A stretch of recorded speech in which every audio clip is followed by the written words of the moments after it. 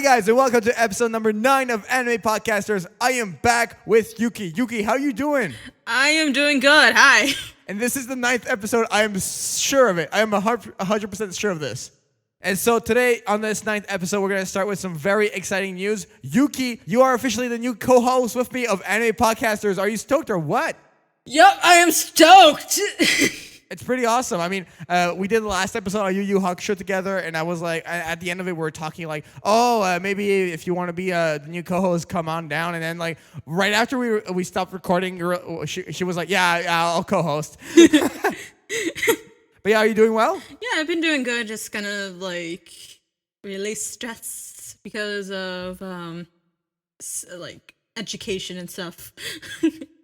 School, yes. No, I can definitely understand that. I'm excited to get back into school. I've been doing like YouTube this entire year after coming back from France, so it's going to be nice to go back into school. Today's podcast, we're doing something really, really cool. We're going to be talking about dynamic duos in anime. So basically, it's kind of like the villains podcast we did, where we each picked 5 anime villains, or the anime teams podcast, where we made up like teams of different people from different animes. But this time around, we're basically going to be naming anime duos that we enjoy. We're going to be going back and forth, and at the end of it, we're going to have a sick list, and my list is going to be better than Yuki's. Isn't that right, Yuki? No. What do you mean? Because I'm pretty sure my list is probably going to be a little better than yours. So my first pick is from Naruto. I had to go with Naruto. And I'm not going to go with the typical Naruto and Sasuke. This duo, I was looking at different duos that'd be funny to have, and I want to start off with this one because it's a really lighthearted one. But one dynamic duo I really enjoy in Naruto is Kakashi and Guy.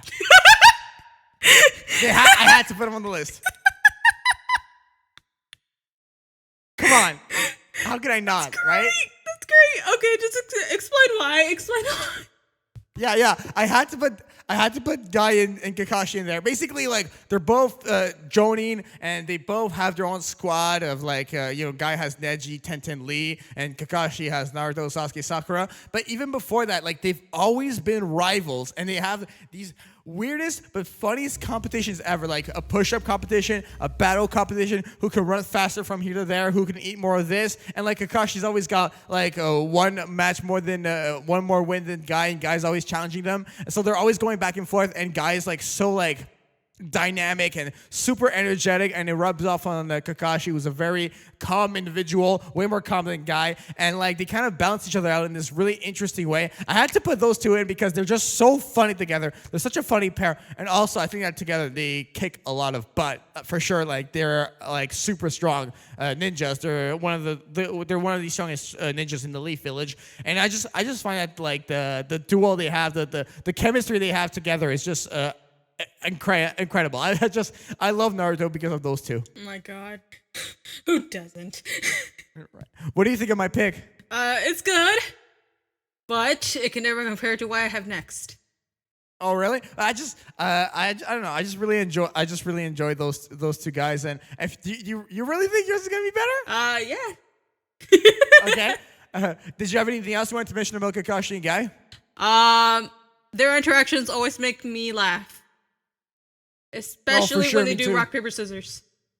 All right, they had like a competition of rock, paper, scissors. And like they do this like little dance thing whenever they do, and their races, they race throughout the entire the village while it was being prepared. It was being rebuilt from the pain attack. Yeah, I know, right? They had that little race. That was so funny. It was like in really, the air, man. It was very lighthearted after everything that happened in the last in that last arc. But I think like this pick was really coming out of left field for a lot of you guys. I'm pretty sure nobody expected an opening of this podcast with Guy and Kakashi, especially when you mentioned Naruto. Like, who would have thought Guy and Kakashi when you think of Naruto, right? Am I right when I say that? To be honest, I'm gonna say yeah, you're right. Yeah, because I just feel like there's so many, like, you could have gone Hinata and Neji is almost more of a pair because they're brother sister and they have this complicated history. You could have gone obviously Naruto Sasuke or Sasuke Sakura or Naruto Sakura. Like any of the combination of those three would have been really Zabuzan interesting. Haku. Zabuzan Haku, yeah, exactly. And I would like put an asterisk on that one. I would mention the abridged Zabuzan Haku. I think those two should make a podcast together. I know, right? It would have been amazing. Okay, all right. What's your pick? Go hit me with your first pick. It's gonna be obvious when I say this, but I'm gonna pick from Pokemon, Jesse and James. Oh my God, yes, that's a great pick.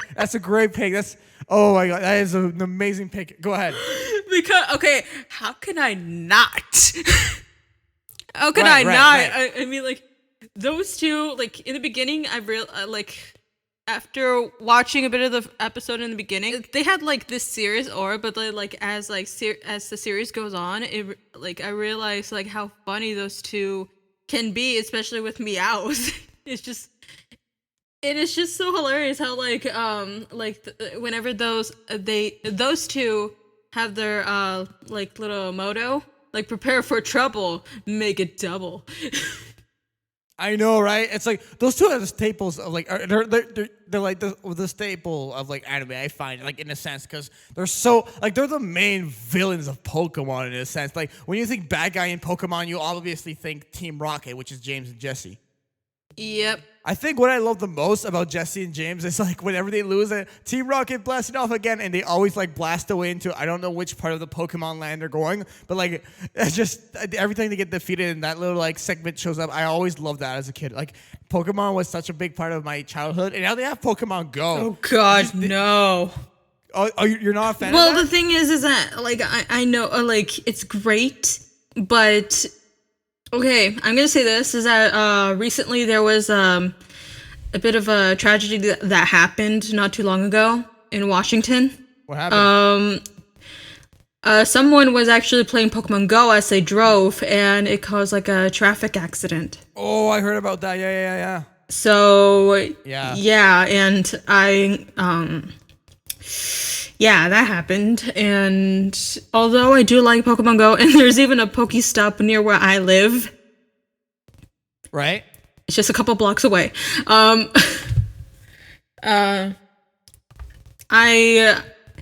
Pokemon Go. And there's, and even a friend of mine just showed me a picture where it's just like afraid of Pokemon Go. Think about like Mario Kart.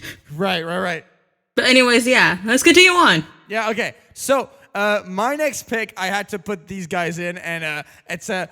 I'm gonna throw a little hint out there. We might be covering this anime in an upcoming episode. When I thought of dynamic duos in anime, I had to go with Zatch Bell and Kyo from Zatch Bell, Yes! right? Yes.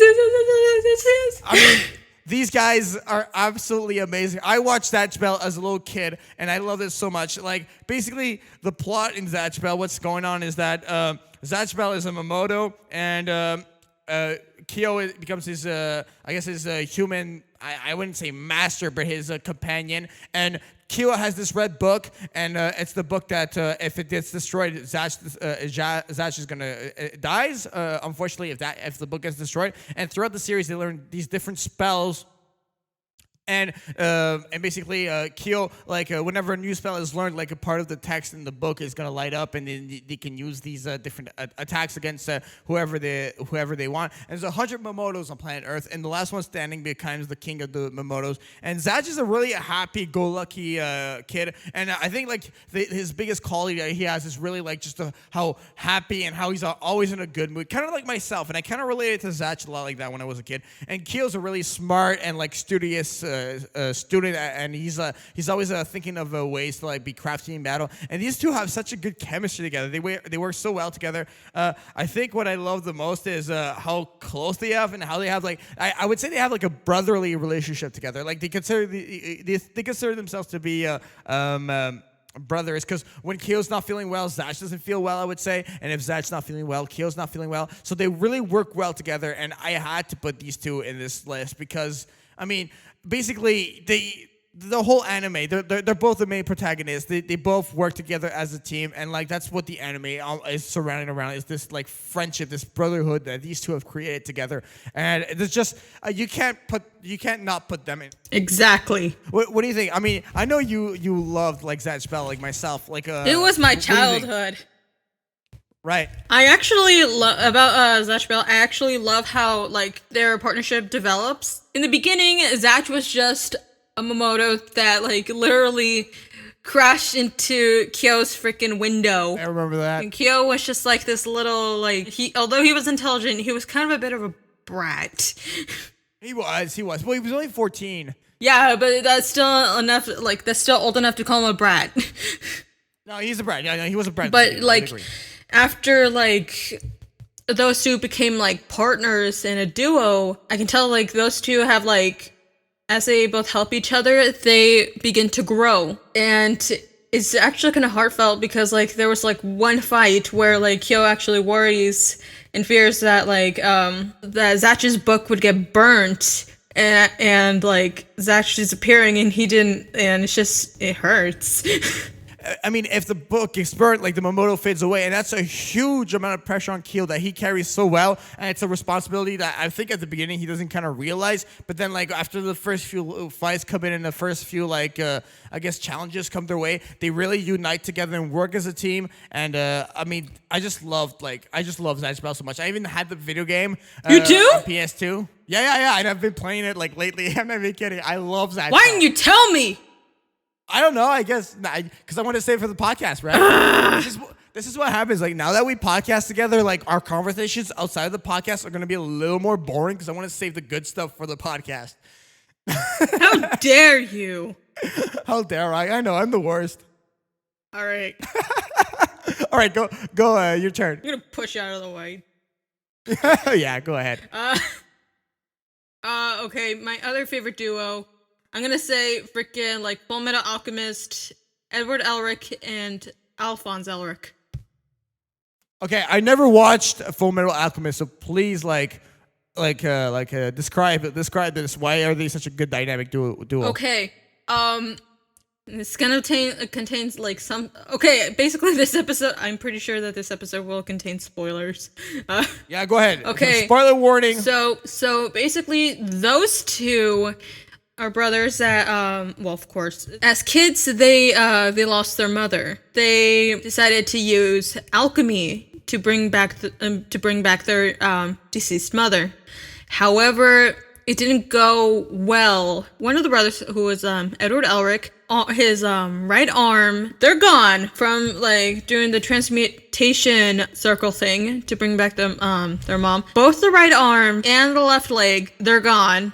And Alphonse, who was Edward's little brother, his entire body's gone. His entire body's gone. And Edward did something, bring back his brother, at least his spirit, transmute it into armor. And basically, like, their quest is basically to, like, bring back their missing body parts. Like, for example, Edward is his arms, like, and, like, but mostly to bring back Alice's body. Like, bring back his human body and bring him back in from like his soul being from the armor to his actual body. It didn't really disappear, or it didn't really like go away. It's just gone somewhere. Did it fade away?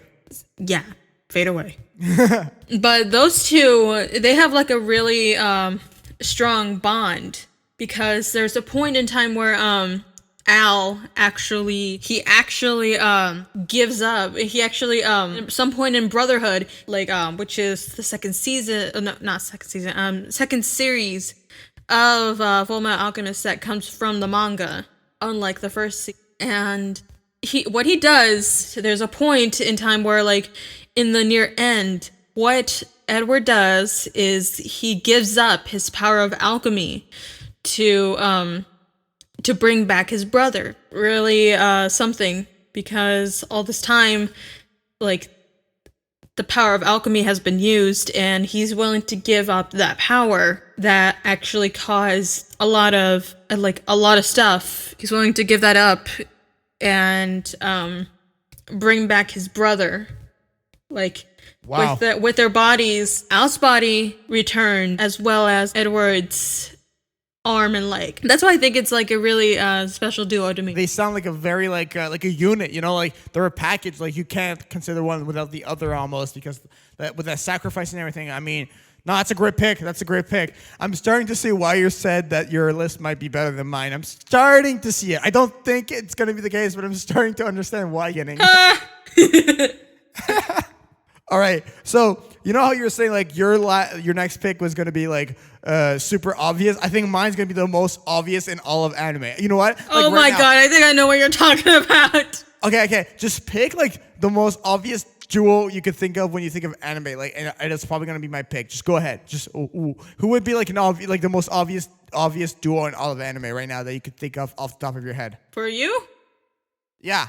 Yusuke and Kuwabara, or Yusuke or Hiei? No, I didn't go Yu Hakusho. I went even like more obvious. I went Vegeta and Goku from Dragon Ball. Oh my god. Like, I mean, I know it's obviously like the most obvious duo, but at the end of the day, these two are absolutely an amazing duo. They have so much history together. They start out as enemies, the Saiyan Saga. Vegeta shows up with Nappa, and they start like destroying all of the like Goku's friends. Yamcha, man. Because it's Yamcha, right? But I mean, this guy like kills Tien, Chaozu. Well, this guy is responsible for the death of Tien, Chaozu. I mean, Piccolo dies because of like his arrival with Nappa. I know Nappa did most of the killing and everything, but Vegeta was there too. And I mean, like they have this big fight, Vegeta versus Goku, and it comes down to the end, and like Goku basically wins because Krillin and Gohan were still alive, and Yajirobe helped out too. And then we roll around to the Namekian Saga, and Vegeta has no choice but to align with Goku and Gohan. And I mean, Goku shows up, and then this is where like the Saiyan pride thing comes up, and the Super Saiyan comes out, and like this, they have such a in French the way you say it is va-et-vient. It's basically a back and forth. They have so much back and forth in their relationship, and they like grow, and they become like the most dominating strength in all of Dragon Ball. I mean, Goku needs Vegeta, Vegeta needs Goku. You know what I mean? You can't defeat an enemy without those two, kind of thing. Maybe Cell's like the one exception, but still, I mean, Goku and Vegeta have such a incredible relationship together, and they have like they are the most dynamic of duos. I mean, the fight against Cooler was amazing. I mean, how they teamed up against Kid Buu was amazing. GT, that's another story. We're not going to get into that. But I mean, you can't deny that these two are absolutely amazing. And I think that this duo, Vegeta and Goku, I mean, with the Potaras, when they become Vegito, and when they fuse, they become Gogeta. They have so many different like things that go for them. And I mean, just an amazing anime duo, and I had to put them on my list. They deserve to be on this list. They can't not be on this list. This is like, if I didn't put them on the list, I feel like we would have gotten a comment in the video of the podcast like, how could you not put Goku and Vegeta? Wah wah wah. Well, this pick right now is for you, for that one commenter right now. Are you commenter? Really? Oh, we got comments like that from on the Villains podcast. Some guy like commented, if you don't have these guys, like your podcast isn't good, and like I'm not gonna listen to this. Then leave. Like, well, yeah, why are you here? But I mean, whatever. This is for us to enjoy, commenter. If you don't accept our our choices, then please leave. Yeah, this is totally like opinion based, by the way, guys. We're not saying that these are the best and should be the best. This is totally opinion based. But I mean, Yuki, I would really love to know. Like, I know, like you've watched like Dragon Ball and you enjoyed it as a kid, right? Yeah.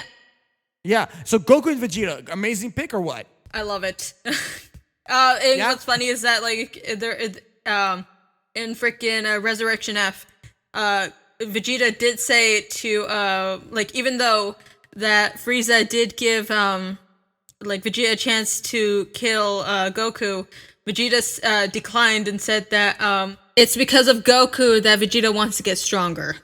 Right, for sure. Like, what do you think of their interaction? Like when Goku and Vegeta like interact in the series, like what do you think of it? It's actually very interesting because like Goku is kind of he's more like happy-go-lucky, and then like and very cheerful, and then Vegeta's just like very salty.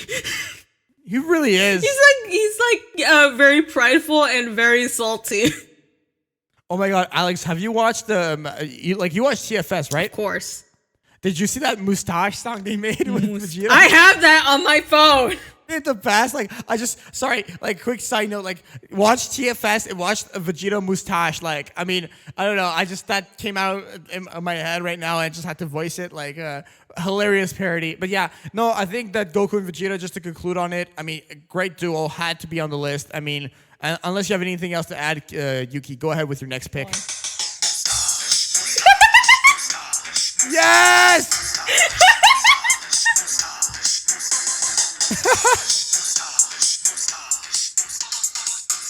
That's the mustache song. Do you think we're gonna get copyright for that? I don't think so. I don't think so. Like, might as well put it at the end. Great song. Oh my god. All right, what's your next pick, Yuki? Okay, my next pick. All right, I'm gonna go. Actually, what's funny is that now that you bring up Dragon Ball Z, I'm gonna say my other favorite duo, and it's gonna be like villains. You probably know who this is, or like what duo this is. This my other favorite duo has to be freaking Android 17 and 18. Oh, that's a nice pick right there. Oh, yeah, and it's totally left field because I was trying to think of good villains, but those two are great. Yeah, no, 17 and 18. Yeah, go ahead. Let's see. 17 and 18 were basically like they're like it is confirmed and well known that those two, even before they were turned into cyborgs, I'm gonna call them cyborgs because that's legitimately what they are, not androids, just cyborgs. Oh, really? Why aren't they androids? Androids are basically like full of androids is a term for like actual mechanical like robots, basically. Just Android 16. He is legitimate android. So for cyborgs are basically human, like they're kind of like androids, but they were like formerly human. So that's why I would refer to them as cyborgs. Okay, I see what you mean. 17 and 18, before they were turned to cyborgs, they were actually runaway twins before they were captured by Dr. Gero. And so one of the reasons why they're my favorite is because of the fact that although they were told to kill Goku, they had a will of their own. They just wanted to like do something like fun and not boring. And when they were trying to go after Goku after like Android 16, because that's what Android 16 wanted to do, they just play it as if it was just a game, not really like something they had to do, but it's just more that it's just a game. And especially that and one of my favorite things about them is that in the History of Trunks movie is the fact that those two, although they're actually like complete villains there, one of my favorite things is that they actually, all they want is to just like have fun and just like destroy stuff. Right. But like, I love the fact that it's just like those two, like even when like Trunks killed 18, 17 was like pretty much enraged. He wanted to kill Trunks, and it was great. No, I agree. Like basically, those two would be like one of my favorite villains of all time. Oh, of all time? One of them. Well, like those two are like one of, or at least yeah, they're both pretty much one of my favorite villains of all time. Because they're nuts. Have you not seen History of Trunks? No, I saw History of Trunks. I completely understand it. I mean, no, it's a really, really good pick. I had a question for you. I mean, I understand that you love Android 17 and 18 for Dragon Ball Z. Do you have any thoughts on Super Android 17 from Dragon Ball GT? No comment. But seriously, how do you feel about? I want to comment. I want to know how you feel about it. To be completely honest, is that I love the fact that they brought back like 17 in GT, like, and actually brought in like 18 for a little bit, because we got to see them like interact. And when he becomes like Super 17, 18 actually comes in and actually tries to fight back. Yeah, I know. Super 18 with Goku's help, or like, yeah. So I'm guessing you didn't really like Super 17 in comparison to 17 and 18 from DBZ? Mm-hmm. Okay, yeah, no, I see what you mean. I I don't know. I think 17 and 18 are absolutely a great pick as well. I mean, Dragon Ball Z is such a great anime, right? And I mean, a lot of duos come out of that anime. But 17 and 18 are such a unique relationship because of everything they went through and how with the Dr. Shiro and everything. I think you described it perfectly. So yeah, no, very good pick right there. All right, what's your pick? My next pick is okay. So, have you ever heard of the anime No Game No Life? I've heard of it. Well, I'm picking the main protagonist from that series called Shiro and Sora. So Sora is the older brother and Shiro is the younger sister of this duo. Basically, No Game No Life. The way it goes, it's still fresh in my mind. Shiro and Sora are like basically expert gamers. They're like better than hackers, and they're able to like do these crazy things in video games. And they're super good with math, and like they're brilliant. Both extremely brilliant. They both like complete each other super well, and they're absolutely super bright individuals. I mean, I would honestly, I don't know if I'm gonna get flack for this, but Sora I feel is smarter than Light Yagami. Like that's how smart I feel like Sora is. I mean, absolutely like brilliant individuals. Shiro as well, and basically they fall into this world where you can only like the world function by these 10 different rules. And I don't want to spoil too much, but basically everything is resolved by a game. If you want to like resolve a conflict, you have to do it by a game. And Shiro and Sora are able to go through this world and have a lot of success in it, and all these games they do, all these bets they take, they always come out on top in a very smart way. They're able to take down these incredibly bright individuals, and like these two function so well together, and like they can never be apart. Like there's this like thing where like if Shiro and Sora are like within like too big of a distance of each other, like they'll start crying. Like these two are like linked to the ankle. Like this is like how intense they are, and they're just absolutely amazing anime characters. I'm especially a big fan of Sora. I just find that he's such a smart character, and he's so charismatic, and he has like so much stuff going for him. And I mean, and Shiro completes him so well. It's a great anime, and I even got confirmed. I don't know if you're a No Game No Life fan. There's actually a No Game No Life movie coming out really soon, so I'm really excited about that. But yeah, no, that's my pick, and I think it's an absolutely amazing pick. What do you think? I think that's actually very interesting. I gotta go watch. I still need to put that on my list of animes I need to watch. Yeah, no, you have to. It's absolutely great. It's only 12 episodes too. It's really short. Like I finished this anime in a day. Damn, dude. Yeah, it's 12 episodes. Well, so it's like what? I mean, it's like 20-minute episodes about it. So I mean, 3-4 hours and you're done. Wow. Yeah, I know, but I'm trying to find like a way I could compare these two to another duo, but they're basically inseparable. Like, I mean, Vegeta and Goku, you can separate them. They've done stuff together. Zach and Kyo, they can be a part of each other. These two could not be a part of each other. Like, like if Kyo goes to school, Zach stays at home, and that's that. But like, if like Sora goes to school, like Shiro needs to be there because like she's not gonna feel well. And I mean, they are so calculated together. Like there was like this one scene in one of the shows where they were doing this one bet, and so basically Sora was like distracting the opponent, and like all you would see is Shiro like just go like with a piece of wood and like in the ground just start writing a math equation, and this math equation was like I swear like 20 meters large, and like it was just like this huge math equation to figure out how to win this game, and she was going like super fast. Like I mean these guys are like beyond like brilliant. So yeah, that's what I gotta say about those two. Do you have anything you want to add about that? No, that sounds actually. I'm just gonna say that's interesting. No, it really isn't. All right. Well, if you got nothing you want to add about that, I guess go with your next pick. All right. Last pick. All right, my last pick. Freaking Fairy Tail, Natsu and Gray. Natsu and Gray. I do not watch Fairy Tail, so please explain that. Oh my God, you're missing out, man. I tried Fairy Tail. It's just too girly for me. How is okay? Fairy Tail is not girly. Are you kidding me? It felt really girly the first episode, and I put it down. I just like no. You're gonna watch more episodes. You'll love it. Okay, if you watch No Game No Life, I'll watch Fairy Tail. Guys, please tell him to watch Fairy Tail. Yeah, I'm reaching across the aisle here. If you watch No Game No Life, I'll watch Fairy Tail. All right, fine, deal.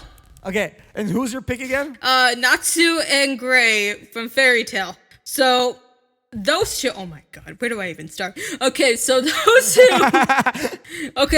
two, they have been rivals ever since, like, they met. Literally. Like, they literally, like, get into fights a lot ever since they were kids, but, like, eventually it's shown that, like, in Fairy Tail, like, even those two, they're, like, so those two are basically, like, brother, no matter how much they fight.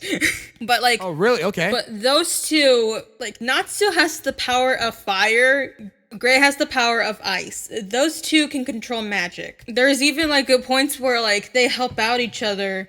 There's even an epic fight, and I'm pretty sure that Fairy Tail, like, other, like, Fairy Tail fans, have seen it. There being, like, epic fights between those two, whether it's, like, comedy-wise or very serious. For example, there's the one fight where, it was after, like, a very dark, where, those two, like, have to go up against, like, this big foe, and Gray at that time, like, gained a new power, and those two fought against that villain together. It was a very, very deep arc, mind you. So anyways, and after that, I'm gonna go straight to the manga here because I feel that this is also very accurate to know. Gray goes into, like, a dark phase, not to even, like, promised bring Gray back. It's kind of like a Naruto Sasuke thing, but except it's not. Okay. Is that all you had to say? Well, there's more to that, but I feel that I'm gonna be, like, getting too deeper into it, so I would rather just, like, stop where I need to stop. Okay, yeah. I had a question though, because I'm looking at, like, Gray right now on the Fairy Tail wiki. Okay. Oh god. And I'm looking, like, and there's, like different stats. There's, like, attack power, defensive power, speed, and intelligence. And then there's, like, this one statistic that I just want to understand why this is there. It says nudity, 5 out of 5. Why? Do you want me to explain that? It's the fact that because he was... Is he a nudist? Well, here's the thing. Let me explain this. For those who don't know, Gray, as a child, he became a student of a woman that had control ice magic. They have to strip into, like, underwear because in order to get more used to like, handling ice. If someone does know exactly why, please explain. But, like, and since then, Gray developed this stripping habit. What do you mean stripping habit? What? Okay. So, like I said, like, when he was training with his master, his teacher, who taught him, like, ice magic, one of the steps of, like, training was to strip into underwear because they were in, like, the icy area and they have to get used to ice magic. Okay. So because of the stripping thing for training, Gray developed this stripping habit even since young. Okay, and also on Natsu's wiki, it says explosiveness 6 out of 5. Why is that a thing? Because it's Natsu and he has... It's just nuts. Pardon the pun here, but does he have a short fuse? Oh my god. I'm sorry, I really didn't mean to make the pun. It's Natsu. He's always ready to fight. Is he like Naruto, basically? He's like, more hot-blooded. He's more like hot-headed than that. Really? More hot-headed than Naruto? Like a hot-blooded man. He's always looking for a good fight. So is, like, Gray, like, really calm and chill, and, like, Natsu's, like, really, like, hyperactive, basically? You gotta watch the show, man. Like, I feel like if one's ice, one's gonna be, like, more calm, and the fire guy has to be, like, more, like, intense, right? I mean, that's the way I picture it in my head. It would make sense. You gotta watch the show to figure that out. Oh, you're not telling me anything. Okay, now that's a really good pick. So, I actually had like a couple like of honorable mentions I wanted to mention because I mean I had such a hard time making my list, but like I had so many other ones I wanted to like put on my list. But I had like I wanted to put like Ash and Pikachu. I thought that would have been a funny duo to put in there. And I obviously can't go a podcast without mentioning Yu Yu Hakusho at least once. I wanted to put Hiei and Karamo as a duo as well. I mean, those two are like obviously they're like a great duo, and I mean they just watch the Yu Yu Hakusho, guys. And then I also wanted to put. I know these guys like don't like work together, but like just because these two characters together make the show so great. Elle and Light from Death Note. Yes. I think those two would have been a really interesting duo, because there is one part where like when Ichigo gets the Death Note, those two like work together to try to catch him, and they actually work really well, and it's a great arc there. Not a lot of people like the Yotsuba arc. And then I wanted to put Toby and Deidara. Yes. I think those two would have been a really funny one. It's like, Deidara, are you okay? Move out of the way, Toby. Like basically always Death bickering. by suffocation. Right. And then I was trying to like make the smooth transition of mentioning my next like what I had idea, but like you made me laugh too much. Oh my god. Also, I wanted to get your thought on this, but like don't get spoilery because I'm only like 10 episodes in. But I really wanted to put Yuki and Yuno from Future Diary in there, but I didn't because I didn't watch the full anime, so I don't know the full story. But I really wanted to put them in. I just Yuno's absolutely insane, and Yuki's like the biggest like shyest person ever. And those two are like just insane together. And I don't know, how'd you feel about that one as a pick if I put it in there? Oh my god. Would it be a good pick? Yes, but the thing is okay, funny story actually, is the fact that even my friends would use their best voice to me whenever like they talk to me. It's just like, Yuki. It's just like, oh my god. No, I want more of the voice. Come on. Just one word. Yuki. Sorry, I'm not good at doing Yuno's voice, but that's what they do. That's what they do because, like, since I'm known as Yuki, like, they would always use that voice, and I'm just like, no, no, and then I run to the hills.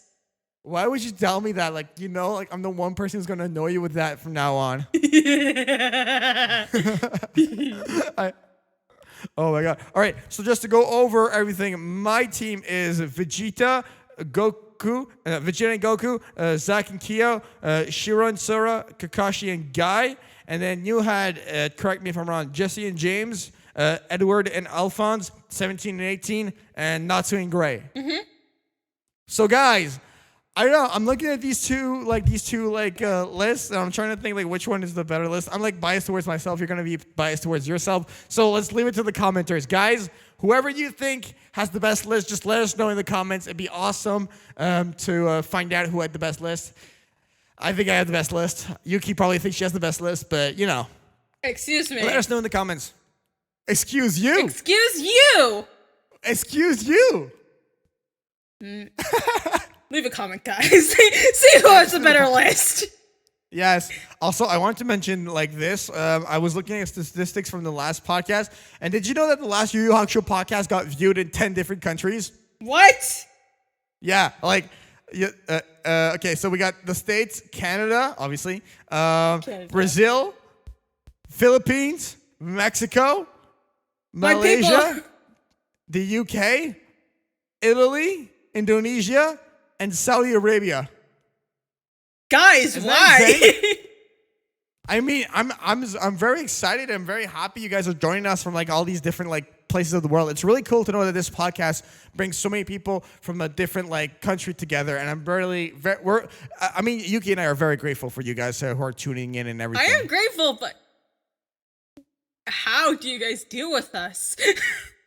I don't know. I mean, you and I, we're both weirdos, so I guess it works out, right? Yeah.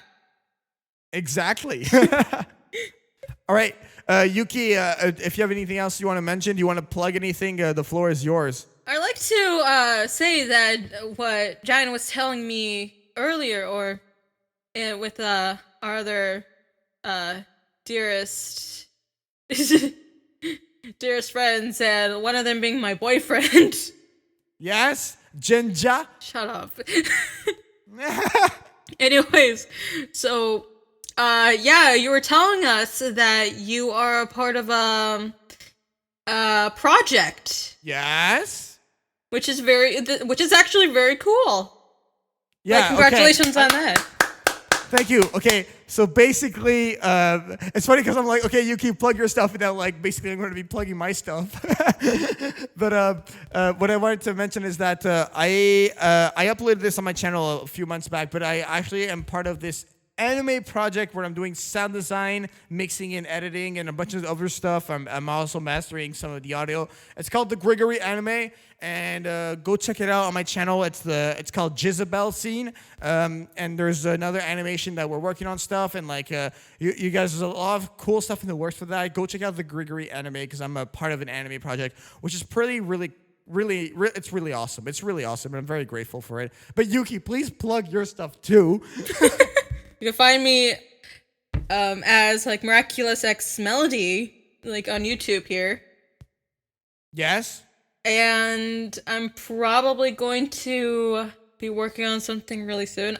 Like, I'm pretty sure because like I've had this idea for a while that I've been wanting to do. So I'll probably post it up probably next week, considering the fact that I'm still working at... Okay, awesome. And what's your Twitter? My Twitter, actually, it is Miraculous X Yuki, I believe.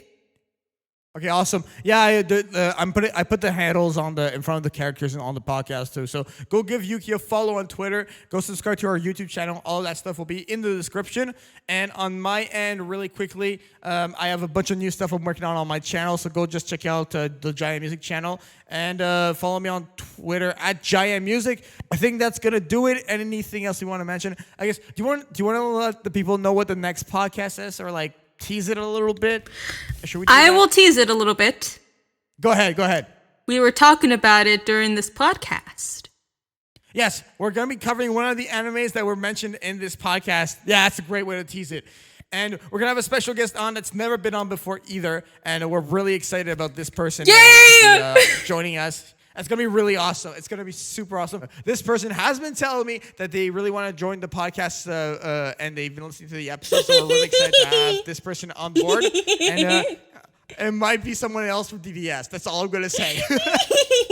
So, guys, thank you so much for watching. If you have any suggestions on the next episode or something you want to like us to cover, please comment it down below. We appreciate your support so much. There's also a audio version of the podcast up on mascottomelody.bandcamp.com. I'm going to spell it out because that sounds really complicated. MASCOTTOMelody.bandcamp.com. That link will also be in the description to make your life 1,000,000 times easier. And thank you guys so much for checking us out. We will see you in the next episode of Anime Podcasters, which will be the 10th episode. We're officially going to hit the double digits. It's growing so fast. It's becoming a teenager. Yeah, exactly. The baby. Podcast. I mean, it's crazy how this podcast has like been going on for like more than a year so far. I mean, I'm just so grateful. We love you guys. All right, that's enough rambling for the both of us. We'll see you next time, guys. Bye. Bye.